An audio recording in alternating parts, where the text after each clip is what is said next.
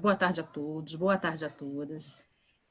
Hoje a gente vai ter o privilégio, né, de estar aqui conosco a professora Vera Lengruber, né, que é uma professora que ela foi aposentada pela PUC-Rio, ela é psicóloga clínica e médica psiquiatra, então desde já eu gostaria muito de agradecer à professora Vera, que aceitou o nosso convite, né, de fazer parte desse núcleo, desse ciclo de palestras, né, que o Departamento de Psicologia organizou, principalmente pensando, né, nesse momento tão difícil em que todos nós estamos vivendo. Então, mais uma vez, professora Vera, muito obrigado por ter aceito o nosso convite. Eu acho que eu não me apresentei hoje, eu comecei assim já agradecendo, mas eu esqueci de me apresentar. Eu sou a professora Luciana, hoje eu sou a atual coordenadora, né, do Departamento de Psicologia, e junto com o diretor do departamento, professor Landeira, a gente pensou, né, nesse projeto, nesse ciclo de palestras, sempre focando, né, em temas relacionados ao momento, né, a situação pandêmica em que nós estamos, né, vivendo. Então, hoje, vou ser breve, eu passo a palavra já para a professora Vera Lengruber, que vai ter, assim, uns 40 minutos, né, para fazer a sua apresentação, e aí o finalzinho, uns 20 minutos, a gente pode abrir para as questões que podem ser feitas ou no chat ou levantando a mãozinha, como já tem algumas pessoas com a mão levantada antes da palestra começar. Mas, enfim, muito obrigada, Vera, e pode começar, fica muito à vontade. Muito obrigada. Bom, primeiro eu queria agradecer, Luciana, a você como coordenadora da graduação e que em nome do departamento me chamou para fazer essa palestra, e também ao professor Landeira, que é um grande amigo, que me proporcionou essa possibilidade que eu acho, para mim, uma honra de poder estar participando novamente, depois de tantas décadas, né, de uma atividade acadêmica da minha alma mater. Na medida que foi feito esse convite, é interessante que eu fiz assim, uma retrospectiva afetiva, né? Passou na minha cabeça um videozinho, eu com 1964, eu com 18 anos, entrando nos pilotis da PUC, no colégio universitário da PUC, paquerando os meninos da engenharia nos pilotis, que era o grande tempero do curso da época, depois fazendo curso numa época que ainda nem era registrado a profissão de psicólogo, e tanto é que meu registro, depois já de formado, foi 20, eu sou psicóloga 0020 aqui no Rio, isso mostra a idade que eu estou, né? E na década de 70, depois fazendo o mestrado, depois sendo contratada pelo professor Haroldo, que também é muito amigo do professor Landeira, para ser coordenadora, feito você está aí, só que eu estava na pós-graduação. A PUC me trouxe grandes amigos, né? Além do Landeira, do professor Haroldo. Nós tínhamos uma diretoria na década de 70, era o Haroldo Rodrigues, era o diretor, o Bernard Ranger era o coordenador do SPA, na ocasião eu era coordenadora da pós-graduação e a Terezinha da graduação.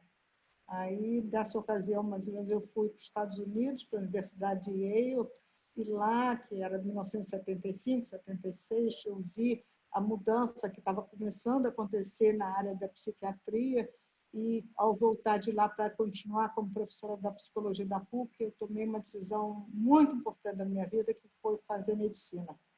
Então, por isso é que eu tenho essa dupla, né, habilitação profissional, e aí acabei saindo da PUC em 2002 para assumir a presidência da Associação Psiquiátrica do Rio de Janeiro, a APERJ, e me dedicar à parte de psicoterapia breve, focal, lá no Serviço de Psiquiatria da Santa Casa Misericórdia do Rio de Janeiro.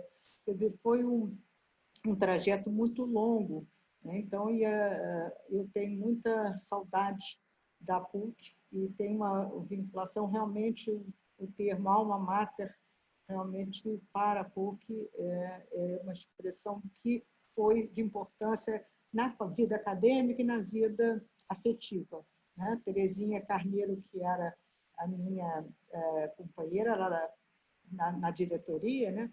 Ela é minha comadre, hoje em dia, né? E ela é madrinha da minha filha, e a Norminha, que era a secretária nossa, na época, como a Verinha, que atualmente, né?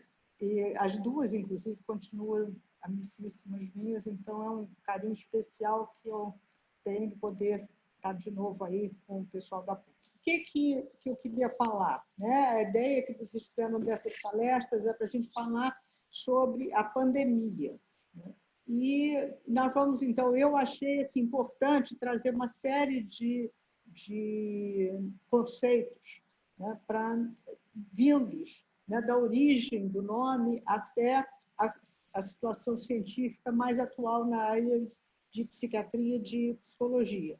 Então, para isso, eu fui procurar uma antiguidade mesmo, né, de 2.400 anos, não são 60 e poucos anos da PUC, né, que eu tive aí. Quer dizer, é uma história, né, da humanidade que a gente sempre conviveu com isso, né, pelo menos desde que a gente é Homo sapiens. Né?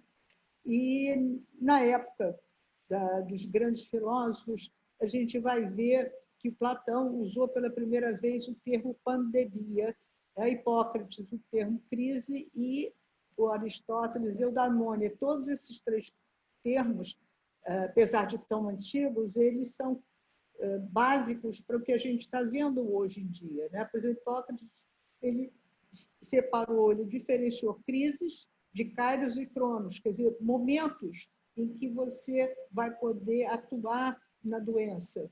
Mais ou menos o que a gente pensa hoje em dia sobre a prevenção primária, secundária e terciária. Quer dizer, na verdade, esses filósofos eram gênios, né, da época, eram cientistas da época, porque a ciência, naquela época, era basicamente o pensamento desses grandes filósofos. Então, a gente pode considerar que eles foram os primeiros cientistas e esses conceitos têm que ser levados em conta também. Crise seria o momento em que realmente a doença ela se define, né? Rumo à cura ou não. Tanto é que hoje em dia a gente prefere até usar o termo de situação potencialmente crítica. Né? Kairos, para ele, seria um momento de agir. Quer dizer, a gente vai agir na crise antes, tentando evitar que a situação se defina da maneira ruim. Né? E Cronos é o aspecto de que o médico é que tem que entender e saber exatamente que horas e como pode intervir. Que no nosso caso agora, em relação à pandemia, a nossa, moderna, atual, né, mostrou-se uma coisa tão difícil que era saber o momento de intervir antes de virar uma crise, né, antes de dar um problema, mas, infelizmente, nós enfrentamos o problema, não se conseguiu fazer um trabalho preventivo adequado. Bom, o Platão ele usou esse termo pandemia antes de uma forma genérica. Ele fala qualquer acontecimento, né, que possa atingir uma grande população. Depois é que o Galeno trouxe um sentido médico de pandemia como se fosse uma epidemia que pudesse atingir a população de vários lugares, né? Quer dizer, o mundo dentro do mundo que na época existia. A gente não pode esquecer também que o mundo que a gente está referindo mesmo hoje, eu sempre gosto de falar isso, quando eu estou falando sobre a ciência psicológica ou psiquiátrica, enfim, a área psi, eu estou falando no mundo ocidental. Entendeu? Eu acho que a maneira de ver a psiquiatria, a psicologia é um pouco diferente do mundo ocidental para o mundo oriental. Então, eu sempre pensando nisso. Esses nossos originários aí, os cientistas originários, eles no fundo são da Grécia, que foi nosso berço cultural e científico no mundo ocidental. Né? E o Aristóteles trouxe essa expressão que é estranha, porque eudaimonia fica estranho porque a gente pensa em demônio. Mas é verdade, é demônio mesmo o nome que ele estava dando. Só que demônio, na época dele, não era o diabo que a gente conhece hoje. É um espírito, não era o espírito do mal, era o espírito do bem, o espírito de um equilíbrio e um bem-estar, né? E que seria para ele o objetivo primário da vida humana. O bem supremo, de que o ser humano ele quer atingir esse bem-estar, esse equilíbrio homeostático, que o Freud também falava, né? E essa sensação de bem-estar que é totalmente diferente de hedonismo, que é uma outra corrente filosófica da época, né? Que seria da busca do prazer. Não tem nada a ver com busca do prazer, é uma sensação interna de felicidade, de bem-estar, de que complementa-se com uma sensação externa coletiva, né? Seria essa a proposta do Aristóteles. Então, para a gente tentar ver, passar, em vez de 2.400 anos direto para cá, eu vou dar uma concentrada em alguns conceitos do século XX que foram conceitos importantes para poder fazer a formulação do que eu coloquei no final, que seria para se discutir, né? Então, o conceito de estresse e ansiedade, né? Eu acabei de ter uma situação de estresse que foi essa questão aí da tecnologia que me atrapalha um pouco, né? E também com a ansiedade, que é um sentimento interno, que eu já sou uma pessoa que muitas vezes tendo a ter um pouco de ansiedade, que as meninas, as alunas que tiverem aí sabem o termo, é TAG, né? Transtorno de ansiedade generalizada. São coisas diferentes, nós vamos ver. Vulnerabilidade e resiliência, também teoria da crise, teoria neurocientífica das emoções, plasticidade cerebral e epigenética. Eu acho importante definir cada uma dessas coisas para poder ver a discussão, que seria como hoje, 2020, a gente enfrentar as situações que já se falava lá na época antes de Cristo, 200, 300 e tantos anos antes de Cristo, né? Então, a primeira coisa é o que é estresse. A ansiedade é uma emoção interna, onde a gente nasce com várias emoções, que é como se fosse um kit de sobrevivência, como eu gosto de chamar, que é para você poder sobreviver e se adaptar à realidade do mundo, tá? Então, faz parte da nossa herança biológica. Agora, estresse não. Estresse é uma condição geralmente externa, quer dizer, é uma situação que faz pressão no ambiente. Agora, também é interessante que, mesmo sendo pressão, não ter estresse nenhum é péssimo, porque aí não existe motivação para se fazer alguma coisa. E estresse em exagero, né, uma intensidade alta demais, acaba esgotando a capacidade de adaptação do indivíduo. Esse gráfico que está sendo colocado aqui é um gráfico feito por dois psicólogos no início do século XX, né, em que ele mostra que a gente tem digamos, uma figura igual à curva de Gauss, né, que tem uma fase intermediária em que o estresse produz ação, quer dizer, faz com que o indivíduo tenha uma atividade produtiva. E, por um lado, do excesso vai acabar sendo incapacitante, e na outra face, também na falta, ele também é incapacitante, porque não há motivação para a pessoa ir à frente. E vulnerabilidade e resiliência, que na verdade são dois opostos, né? Quando existe um estresse, que seria alguma coisa que acontece na vida de uma pessoa que pressiona, você, para poder lidar com esse estresse, tem a sua bagagem interna, né? Você nasceu com aquilo, com o seu kit de sobrevivência, né? E esse kit vem com uma série de habilidades, e, eventualmente, você pode ter algumas dificuldades. Mas essas dificuldades, para você poder colocar em prática, elas vão estar aumentadas ou diminuídas de acordo com uma espécie de uma lente de aumento, vamos dizer assim. Essa lente de aumento é algo que faz com que você aumente o problema ou diminua o problema, né? Então, isso é o que a gente chamaria a vulnerabilidade, por exemplo, não nos transtornos de estresse pós-traumático.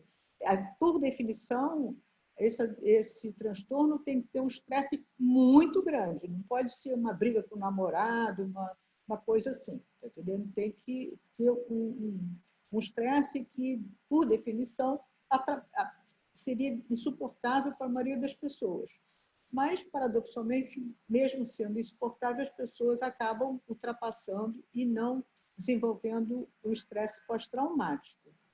Então, por que isso? Né? Porque vai depender exatamente dessa lente de aumento, da maneira que a gente lida com o problema. Né? Então, é a sua vulnerabilidade ou a sua capacidade. Agora se usa o termo resiliência em psicologia, em psiquiatria, né, emprestado da física. É a capacidade que tem um metal, uma situação, né, que a gente usa para o indivíduo, dele se tocar com aquele estresse externo, mas conseguir retomar a posição antiga. Isso é muito comum de ser estudado quando se faz um arranha-céu, para poder saber quanto que existe de resiliência naquele material, no ferro, no concreto, para poder resistir ao vento, etc. Então, é a capacidade de resiliência usada para o ser humano, que, na verdade, é o oposto. Algumas pessoas, né, têm vulnerabilidade demais, e outras pessoas têm bastante resiliência. E isso vai depender, conforme esse gráfico falou, não só da sua genética, da sua herança biológica, como da sua vivência durante as experiências de vida. Né? Bom, aí a gente vai entrar numa outra abordagem que chama teoria de crise, que também no início do século XX tem um fisiologista chamado Cannon, que ele propôs um termo chamado resposta de luta ou fuga, de todos os animais, principalmente os mamíferos, nós incluídos neles, né, mostrando que ele descobriu na ocasião que a suprarrenal, quer dizer, a glândula adrenal, ela é a glândula que faz a função do indivíduo para fugir ou para encarar o medo. E não só ele mostrou a função da suprarrenal, como também do sistema nervoso autônomo. Né? E essa figura que está aí mostra a reação dessa reação da suprarrenal, soltando bastante adrenalina na corrente sanguínea e cortisol, em relação a todo o nosso sistema, os pelos eriçam, o intestino trabalha mais, o cérebro fica mais sensível, os olhos se dilatam, é toda uma preparação, o coração bate mais para distribuir melhor o sangue, é para você pular em cima do bicho que te ataca ou sair correndo. Né? Aí, já em 1936, o Hans Selye, ele chamou de síndrome geral de adaptação o fato de que, primeiro, você tem, são 3 fases, né? Reação de alarme, depois que você já se preparou, aí é a fase de tentar se adaptar à realidade. E seu organismo, então, vai usar as defesas, seu organismo, seu cérebro, o ser humano, né? Vamos deixar os animais que não os humanos de fora, né? Para poder se adaptar a essa situação nova. E, eventualmente, se você não resolver, então, aí tem a situação da exaustão, que seria a incapacidade, a pessoa se entrega, né, ou fica destruída de alguma maneira pela crise. Bom, essa questão de funcionamento do sistema nervoso central e da glândula, né, suprarrenal, hoje em dia está muito bem estudado, é o famoso eixo HPA, né, eixo hipófise, pituitária e adrenal. Em português, na verdade, é hipófise, o hipotálamo, hipófise e glândula suprarrenal para a gente. Né? E essa é uma ligação que vem direto aqui do cérebro, passa direto para o corpo sem muita influência da córtex cerebral. Entendeu? É um eixo do ataque mesmo. Antes de você saber isso é um assalto, o seu corpo já sabe, porque existe um mecanismo de preparação dentro do nosso organismo, entende? Para provocar uma fuga ou um ataque, uma adaptação ao risco para a sobrevivência. Então, esse é o eixo que agora está em voga, estuda para estado de depressão, de ansiedade, de transtorno, estresse pós-traumático, né? A questão de um estudo muito interessante que o Mário Juvena, que é um psiquiatra brasileiro, agora está na Inglaterra, em Londres, fazendo estudos exatamente de traumas infantis e a correlação com transtornos mentais. Inclusive, a gente fez, quando estava na Santa Casa, um trabalho muito interessante com as mães dos rapazes, dos meninos que foram assassinados lá na Candelária, naquele massacre da Candelária, né? Exatamente vendo como que essa situação de trauma ele pode levar a pessoa a uma tendência a transtornos mentais.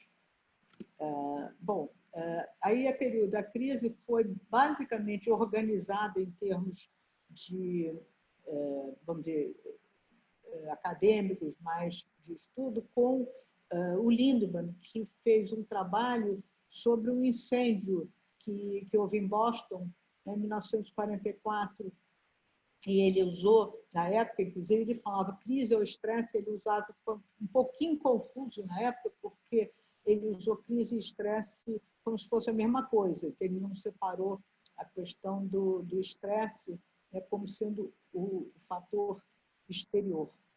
Mas, então, a partir daí, a situação da teoria da crise começou a ser mais estudada. Na década de 60, o Gerald Kaplan, lá em Boston também, mostrou a necessidade de se trazer esses 3 conceitos de prevenção primária, quer dizer, é tentar fazer uma situação em escala nacional, por exemplo, para evitar que as pessoas tivessem algum problema, alguma crise. Na prevenção secundária, a ideia básica, trazendo para a saúde mental, é fazer um diagnóstico imediato e um tratamento imediato também. E a prevenção terciária seria da hospitalização em casos que não pudessem ser evitados, como prevenção primária, secundária e terciária.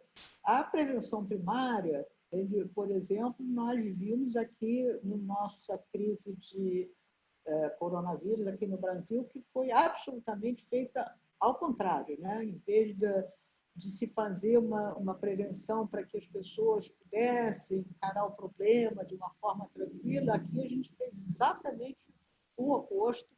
Tudo que houve só aumentou o problema dessa situação pandêmica que nós tivemos que enfrentar pela inépcia, né, dos governos todos daqui do Brasil, em nível municipal, estadual, federal.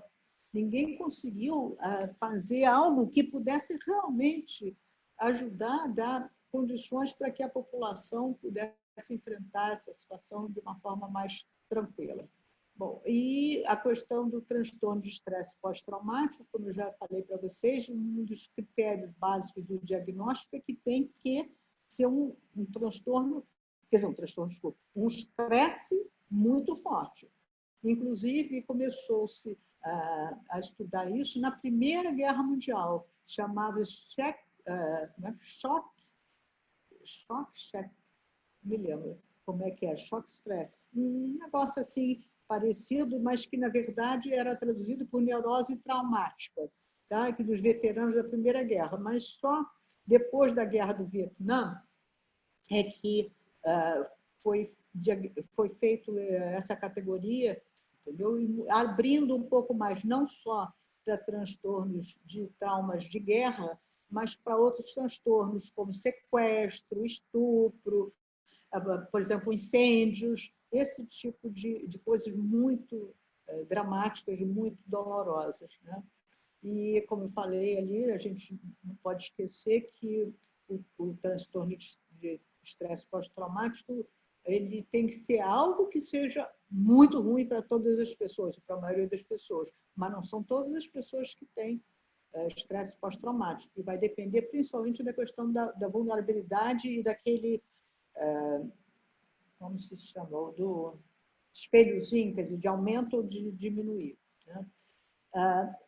Também tem um outro tipo de crise que a gente chama crise, mas eu preferia chamar situação potencialmente crítica, porque o que o Erik Erikson, que era um psicanalista também daqueles que fugiu da guerra, era do grupo do Freud, só que ele foi para os Estados Unidos e foi bastante influenciado pela visão culturalista que tinha lá nos Estados Unidos. Então, ele pegou as fases psicossexuais do Freud, né, que é oral, anal, fálica, período de latência e adolescência, e depois acrescentou 3. Né? E tem uma coisa interessante que você pode ver aí nessa classificação que está demonstrada, que eles, a visão do Freud era sempre com a questão da sexualidade, e a visão do Erik Erikson era sempre assim, de fases em que você vai adquirir uma confiança ou uma desconfiança básica no mundo, né? Autonomia ou dúvidas e vergonha em relação à sociedade, é sempre em relação ao meio em que a pessoa vive. Mas um outro aspecto interessante são as 3 fases que ele colocou em 1950, que o adulto jovem era de 18 a 25, e a maturidade, né, da criatividade, a fase melhor do homem, de 25 a 39, e integridade e desesperança, que seria envelhecimento, 40. Eu me lembro de quando eu estava nessa área da psiquiatria, começando, tudo isso, já com 50 anos, eu fiz um trabalho, apresentei no congresso, falei, não, eu acho que a gente tem que fazer uma proposta de adaptação dessas crises previsíveis que o Erik Erikson fala, né?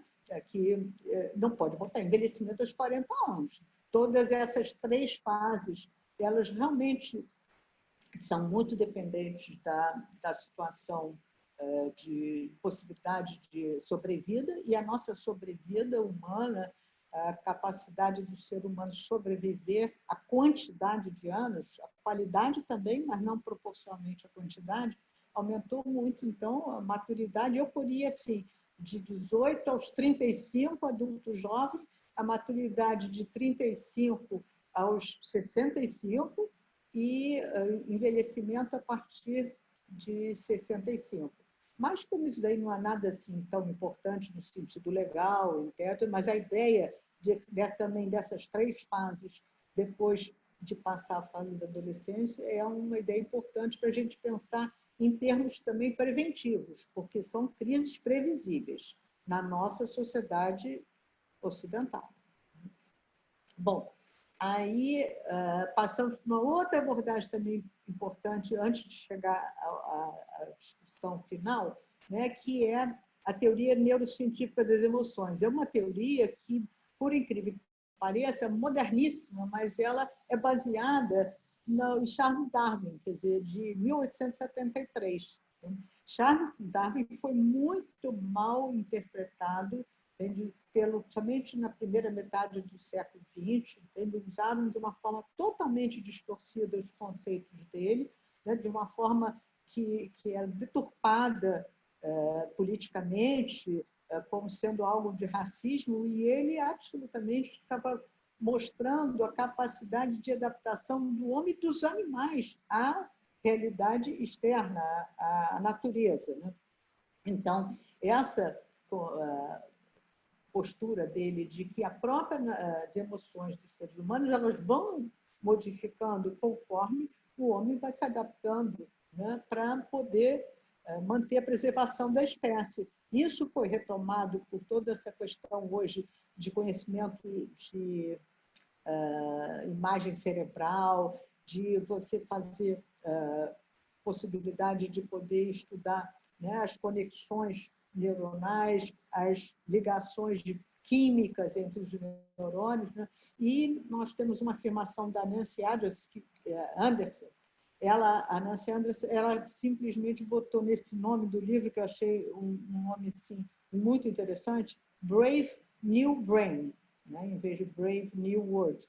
Esse livro, ela faz uma compilação de tudo que estava acontecendo no final do século XX, que no século XX, a década de 90, foi considerada a década do cérebro, por todo o conhecimento que se desenvolveu, e ela mostra essa situação. Né? Ela diz que a ansiedade E medo, entende, é uma bênção para a gente, quer dizer, no sentido de permitir que você possa se adaptar e fugir dos perigos, mas também é uma maldição, né? No sentido de que pode inibir você, pode ser uma incapacitação da sua vida. Então, as emoções, elas têm essa dupla visão, né? Tanto é que tem um filme, uma gracinha, chamado Divertidamente, separadinho, né?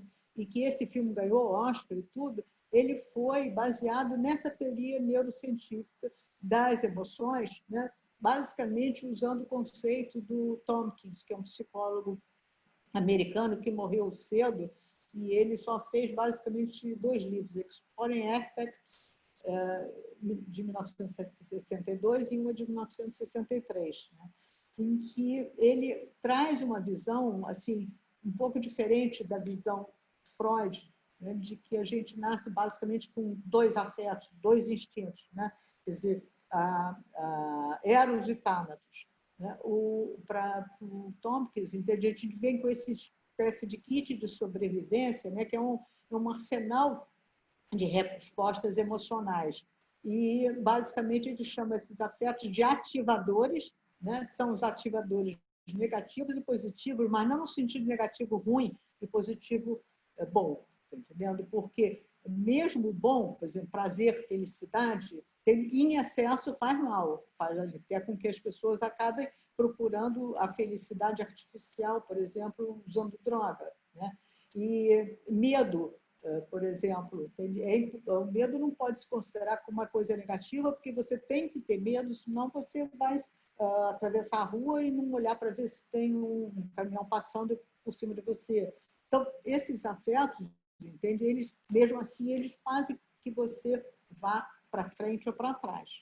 E os chamados afetos inibidores, que eu diria que são os afetos que fazem, ei, espera aí, toma cuidado, tá entendendo? Que basicamente ansiedade, culpa, vergonha e dor, né?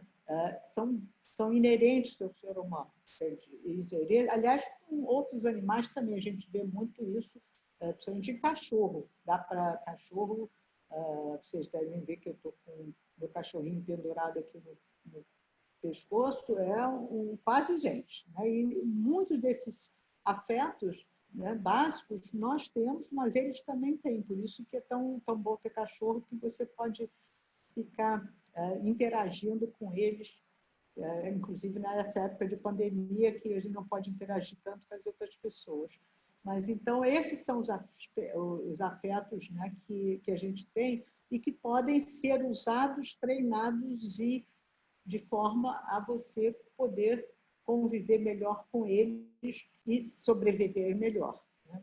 E como conviver, como fazer isso? Aqui a gente tem o retrato do Kandel, isso em 1950, fazendo as pesquisas básicas dele, e ele era também um judeu fugido da guerra, só que ele era bem mais moço e foi para os Estados Unidos, e quando ele foi fazer medicina mais tarde, ele queria fazer o estudo científico do modelo freudiano. Entendeu? E aí o chefe dele, lá, o supervisor da pesquisa, disse que era impossível entender o cérebro da forma global que a teoria do Freud fazia. Era uma visão muito complexa, muito integral, e que não tinha forma científica naquela ocasião para você poder entender isso. Então, foi escolhido que ele trabalhasse com neurônio, que é a unidade básica, né, do cérebro. E aí ele escolheu uma ameba, né, a Aplysia, chama ameba californica. E tem 20 mil neurônios, né? Nós temos 86 bilhões de neurônios. Então, com a ameba, dando choque no rabo da ameba, ele acabou chegando à conclusão a respeito dos mecanismos, né, de aprendizado e de memória do ser humano. Entendeu? E essa que é o que ele passou a chamar pesquisa translacional. É o uso de uma pesquisa básica para você aplicar no conhecimento, na clínica, na vida humana. Então, houve uma mudança básica. Ele ganhou o Prêmio Nobel em 2000, com esse trabalho da Plise, né, e com toda a aplicação translacional que ele começou a fazer a respeito do comportamento cerebral, de aprendizado e de memória recente e memória a longo prazo do ser humano. Isso lhe deu o Prêmio Nobel. Então, esse aqui foi um amigo dele que botou a medalha do Prêmio Nobel no pescoço da Plisa, quer dizer, montou, né? E botou para ele no livro. Eu recomendo esse livro dele, Em Busca da Memória, que foi em cima do discurso que ele fez para receber o prêmio. E também o conceito de plasticidade neuronal, que veio também desse trabalho dele, né? Como que o neurônio ele cresce. A gente nasce com os 86 bilhões de neurônios, né? Mas eles não vão crescer, não vai aumentar. O neurônio, mas vai aumentar a árvore dendrítica. É como está mostrando aqui. Você nasce com uns axônios e uns dendritos, tá? Que vai ser a combinação dos axônios de um neurônio com o dendrito de outro, que a gente vai poder, ou com os outros dendritos também, pode ter os dois lados, é toda a circuitaria cerebral, né? Esse mecanismo foi o que o Kandel demonstrou, dando choques na ameba, e ela aprendia a como reagir e a mudar o comportamento de acordo com o cérebro. E agora, com o progresso que ele começou na década de 50, né, e acabou bem mais tarde, já tinha formas científicas para você, inclusive, ter um conhecimento maior de por que havia aquele aprendizado, que era com esse crescimento, essas mudanças fisiológicas que aumentavam o nível dos dendritos dos neurônios. Bom, a plasticidade neuronal estava se vendo desta forma, e depois, com os estudos do Projeto Genoma, né, que também foi 2000, não, acho que foi 2001, que eles apresentaram os resultados, né, se achava assim, vai saber tudo do ser humano, e aí se descobriu que mesmo que você tenha um mapa genético, você pode pegar dois irmãos gêmeos univitelinos com o mesmo mapa genético, pode ser diferente a expressão gênica. Entende? Porque o que é o conceito de epigenética? É isso, é que a experiência de vida, junto com essa plasticidade neuronal inerente do ser humano, faz com que aqueles genes possam ser ativados ou desligados. Então, o que acontece é que, às vezes, até não só você tem ativação ou desativação de alguns genes, como você passa para os filhos, tem essa tendência. Esse desenho eu achei muito bem feito, foi do esquema que a Harvard tem, com várias formas gráficas do pessoal de design de Harvard, né, mostrando, né, que uma pessoa, é um pai, vamos dizer, se ele fizer uma certa situação de comportamentos, aqui comportamentos adequados e ali comportamentos inadequados, vai gerar uma turma que faz esporte e vai gerar uma turma que fica toda parada. Mas isso daí era basicamente, inclusive, esse desenho para a questão de aprendizagem, né? Quer dizer, que isso daí é importante você saber que, se você ensinar certas coisas para as crianças, vai ter ativação de uma série de coisas, se você ensinar outras, vai ter ativação de outras coisas, né? Isso você pode ter consequências, as pessoas não pensam nessa possibilidade. Ele acha assim, não, coitado, nasceu com isso. Não é bem assim, não.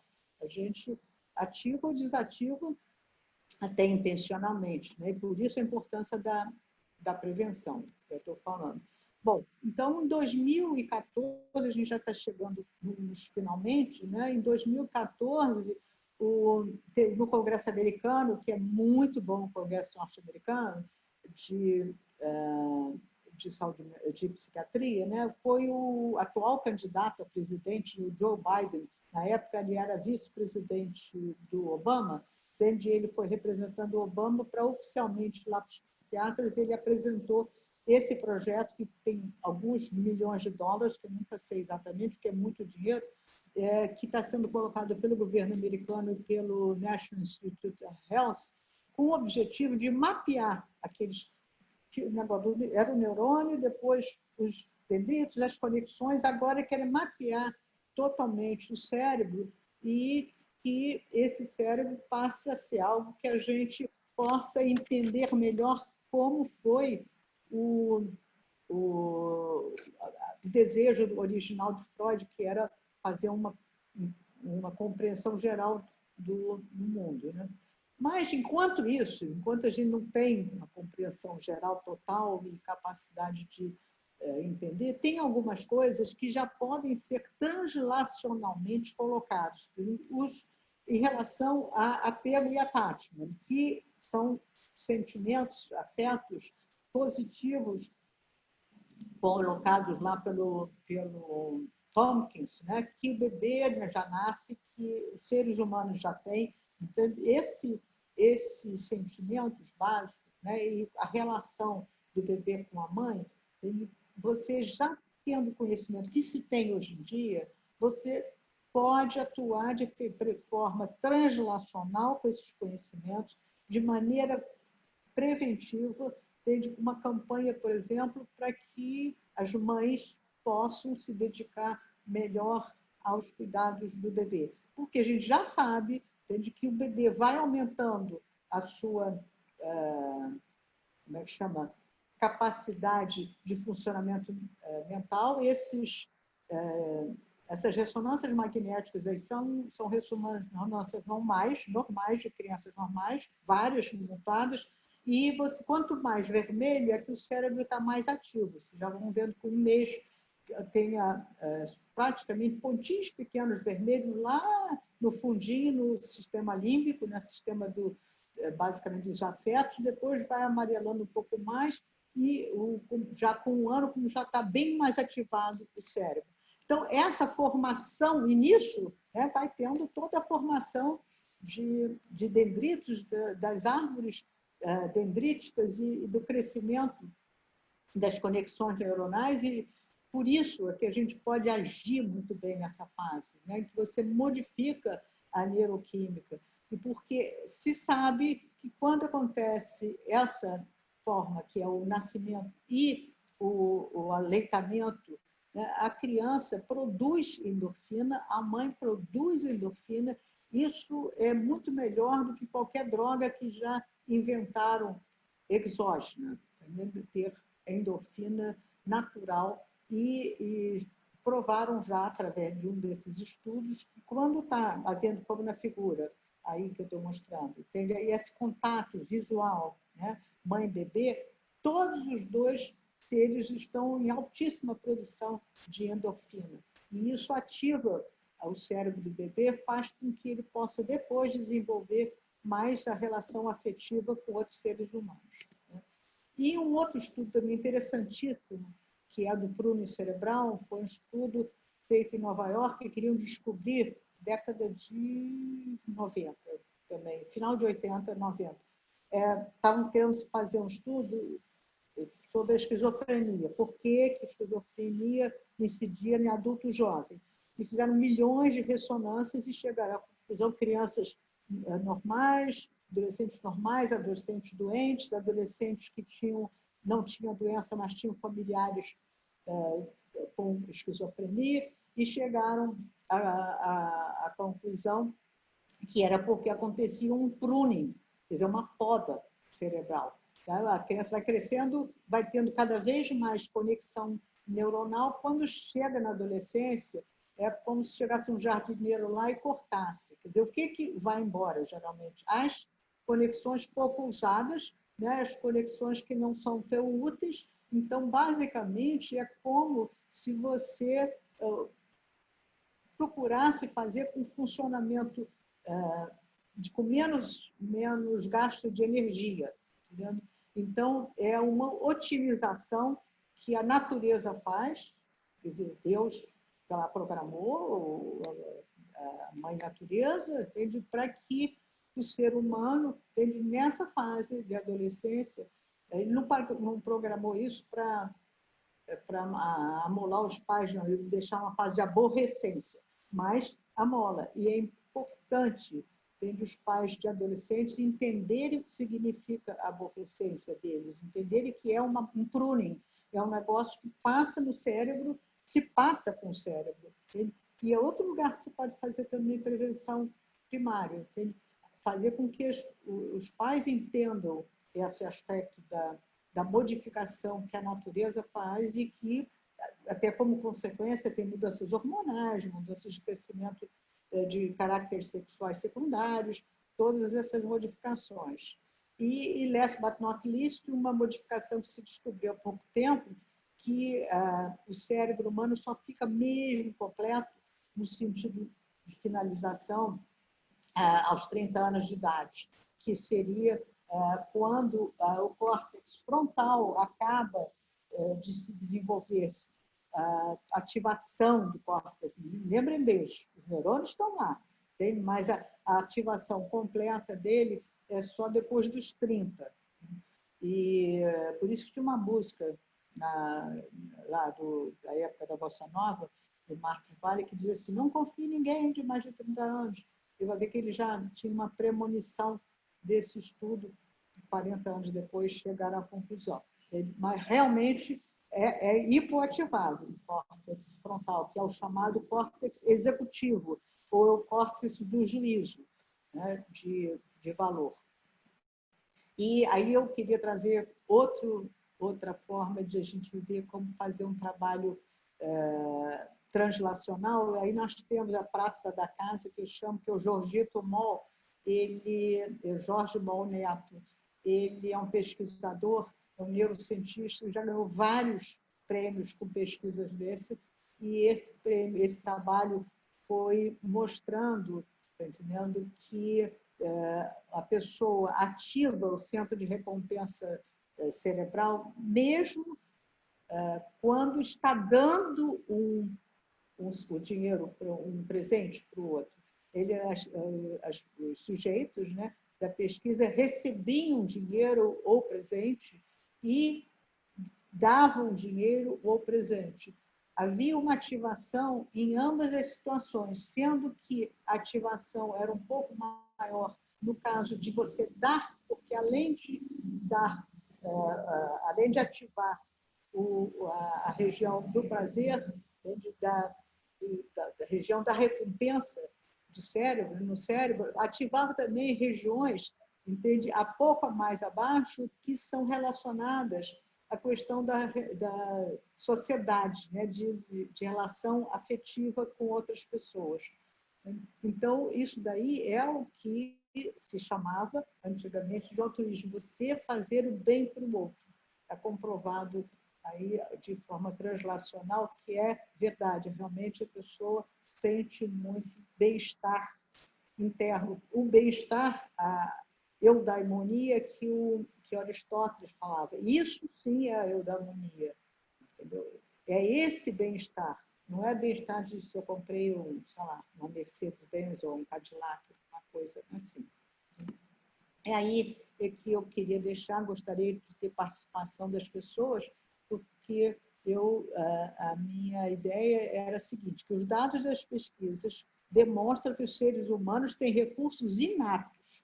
A gente já vem com um kit para sobreviver e que esses recursos deixam que a pessoa possa lidar com essa crise atual da pandemia. Estou falando do indivíduo, estou falando o que o governo fez aí, como é que está a sociedade em relação a isso. Mas cada um de nós tem essa capacidade, né, interna de lidar com essa crise, com situações de crise e com essa crise de pandemia. Há 2.400 anos atrás, que já existe pandemia, e o ser humano continua se desenvolvendo. Né? Quando chegar o novo normal, ou seja o que for que vai acontecer depois que a vida tentar entrar normal, as pessoas têm que relaxar e usar a sua plasticidade cerebral, que a gente tem também esse dom, né, no funcionamento cerebral. E se a gente puder aplicar translacionalmente os resultados das pesquisas atuais de forma né, preventiva primária, a gente pode promover essa eudaimonia, quer dizer, essa coisa, sabe, do bem, cada um fazer as coisas que você está sabendo, que está provado cientificamente que funciona, entendeu? Numa maneira melhor de viver. Aí eu acho que a gente pode tentar atingir um bem-estar maior. Espero que não foi que medicina, ser humano, afeto, não tem uma coisa matemática, mas eu gostaria de poder dizer assim, CQD, como queríamos demonstrar. Mas vamos conversar para poder ver como é que as pessoas acham dessas conclusões que são filosóficas, mas são científicas, mas infelizmente não são matemáticas e não são tão certas, porque certeza não existe, a não ser a da morte. Vamos passar então para a discussão. A minha comadre por essa palestra que, infelizmente, eu não pude assistir todas, porque eu comecei assistindo, o Landeira me chamou para uma reunião importante do departamento, que ele tinha acabado de sair do vice-reitor acadêmico. E aí eu voltei agora no final. Então, mas tenho certeza de... Eu vi uma parte, quero parabenizar você, e você, como sempre, né, minha comadre, brilhante, e eu te amo. Infelizmente, como perdi o fio da meada, só entrei e voltei, mas vamos ouvir aí os colegas que assistiram a palestra toda. A Tereza Creuza levantou a mão, Luciana, Edson. Tereza Creuza Negreiros, habilita. Depois a Cíntia Bezerra. Pode? Querida, parabéns, repito as palavras da Terezinha, entendeu? Gostei muito de rever minha antiga professora e sempre professora, desde 1810, né? Então, mas o que eu queria comentar é o seguinte, apenas a questão de, por exemplo, essa propaganda maciça, que eu chamo de propaganda, essa propagação, essa difusão maciça de mortes, de terror que a mídia está fazendo, eu gostaria de saber que tipo de implicações isso pode trazer em termos de danos, né? Psicológicos, psicoeducacionais, de todas as formas, porque na verdade, eu tenho assim, atendido online, né, meus clientes em psicologia, e todos ficam muito impressionados. E a pessoa mais bem-humorada dentre esses meus clientes disse que uma amiga dela adquiriu a Covid, aí ela perguntou, mas como você nem sai de casa? Ela disse, adquiri no Jornal Nacional. Então, eu queria que você comentasse, que ela é muito bem-humorada, muito engraçada, muito inteligente. Mas as pessoas passaram a ter um transtorno de ansiedade, que já é, claro, pré-existente, mas ele aumentou intensamente. A gente sabe quer dizer, graças a Deus, nenhum cliente meu, mas assim, pessoas conhecidas que se suicidaram. Então, eu vejo assim, muito estresse que foi visto assim, em mídia. Né? Passou o contrário do que você estava falando, que seria uma prevenção primária. Foi, assim, pelo contrário, uma exposição exagerada. Eu queria que você comentasse um pouco sobre isso. Mas é exatamente isso, Tereza. Acho que o que foi feito foi muito antiproducente, porque, na verdade, em vez de diminuir o estresse, o trabalho foi todo de aumentar o estresse, entendeu? E eu acho que, quer dizer, aí são outras coisas que não cabem aqui, mas eu acho que houve uma má intenção de jogo político nisso, tá entendendo? Mas isso não acho que tem que se discutir. No contexto aqui, foi exatamente o oposto do que devia ser feito. Entendeu? A função do governo é dar suporte para a população, entendeu? E não botar uma briga se o remédio é assim, se o outro remédio é assado. Entendeu? Ninguém sabia direito, nem exatamente o que tinha que fazer, o que tinha que dar uma certa confiança para o povo, que estava se aprendendo, que se estava estudando e que ia ser resolvido. Entendeu? Em vez de fazer isso, fizeram o oposto. É mais ou menos igual vulnerabilidade e resiliência, está entendendo? Quer dizer, eles, em vez de aumentar a resiliência das pessoas, pessoas, eles aumentaram a vulnerabilidade, porque aumenta o estresse, você aumenta a pressão. Foi exatamente a pressão externa. Além da realidade da Covid, entende? Que é uma pressão, é um problema para enfrentar, você teve uma realidade de oposição a qualquer coisa saudável, entende? É só notícia ruim, parece que não tem luz no final de tudo, tudo oposto do que devia ser feito.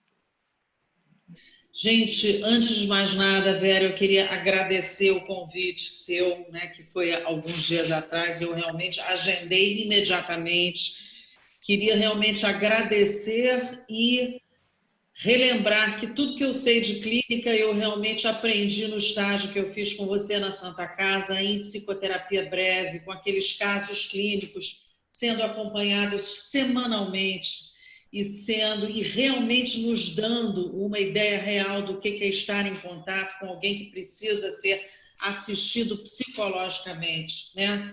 Então eu queria realmente agradecer isso, né, a você antes de mais nada, né? É muito bom a gente ter esse feedback, você sabe, né? Sim, isso foi em 1999, eu estou há 20 anos realmente minha formada, mas tudo que eu sei de clínica, de psicoterapia breve e de medicamentos eu vi ali naquele estágio junto com você. Então eu queria realmente agradecer. E queria realmente que você de alguma forma nos contasse qual é a sua impressão sobre a questão inicial do isolamento social. De que forma isso nos afetou ou ainda está nos afetando direta ou indiretamente? Bom, essa questão é inevitável como prevenção em relação à doença, ao Covid. Sim.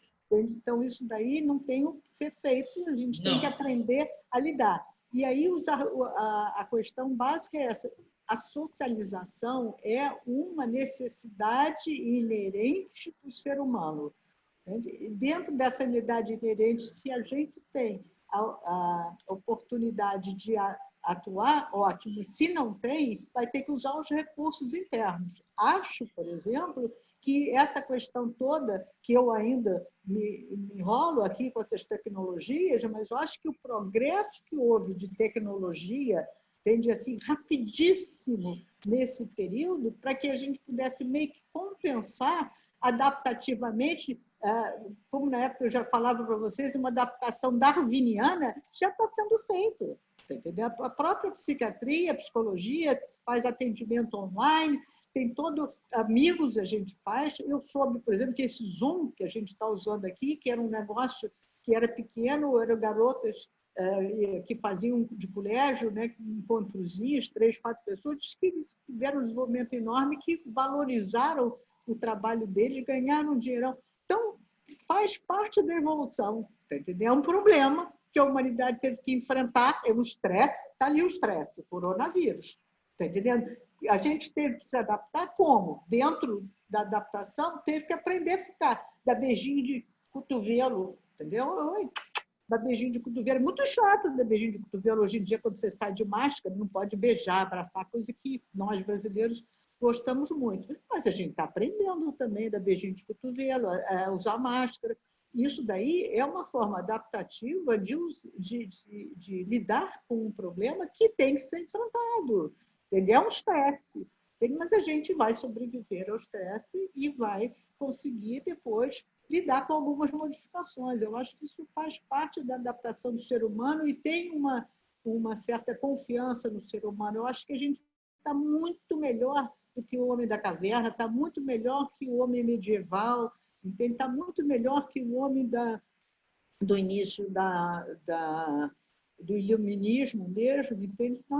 O ser humano está progredindo, entende? Tem trancos e barrancos, mas eu acho que a gente tem enfrentado, e a minha proposta é isso. Eu acho que nós temos que usar o que existe de positivo já para até de antemão tentar resolver os problemas. E esse a gente está enfrentando, entendeu? Esse da solidão e tudo isso com essas coisas assim. Eu acho que o pessoal jovem, ainda mais, lida muito melhor que eu, que me enrolo aqui. Eu sou colega da Vera de colégio e eu quero dizer a vocês como a Vera é uma ótima colega de colégio, uma ótima amiga, e como ela tem interagido, né, com a ciência dela, ajudando todas as colegas. Isso é a primeira coisa que eu queria agradecer a ela, como é que ela é uma pessoa formidável. E depois eu queria fazer uma pergunta. Ela falou aqui sobre que a ansiedade e medo podem ser uma bênção e uma maldição. E eu queria saber como que ela encara nessa pandemia a ansiedade e o medo como bênção e como uma maldição. Só 2 exemplinhos, assim, um exemplo de cada, para a gente poder encerrar, porque eu sei que eu estou atrasando. Por exemplo, a ansiedade de você ter que limpar tudo, entendeu? Algumas pessoas exageravam aquilo e ficava uma coisa totalmente obsessiva. Aquela limpeza que a pessoa não fazia outra coisa senão, sei lá, passar álcool na casca da cenoura, entendeu? Quer dizer, uma coisa que uma precaução é importante, você ter essa preocupação é importante, entendeu? Mas não pode ficar nesse exagero, porque pessoas não faziam outra coisa. Usando em termos de quantidade de um exemplo básico, né, que era da limpeza dos coisas. A outra do medo, tem pessoas que se cortaram totalmente contato com outros seres humanos, e não é nesse nível. Até nos primeiros 2 semanas, o isolamento total era imprescindível, mas a pessoa não pode ficar trancada, ela com medo da humanidade. Você tem que, inclusive, sair, pegar sol, fazer exercício físico, senão você vai ter, ou não vai morrer de Covid, mas vai morrer de outras doenças, se ficar com esse medo insuportável. É basicamente isso. Tá? Obrigada pelo carinho.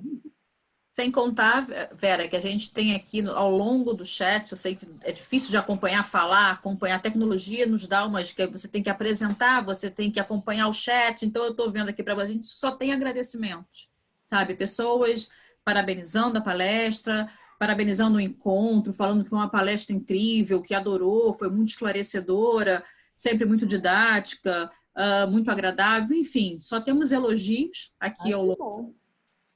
Teve uma pessoa que puxou a minha orelha porque eu não interrompi a sua apresentação para não falar dos slides, mas eu aqui, então, estou aqui lendo, inclusive, esse comentário, mas eu optei por minimizar o seu estresse.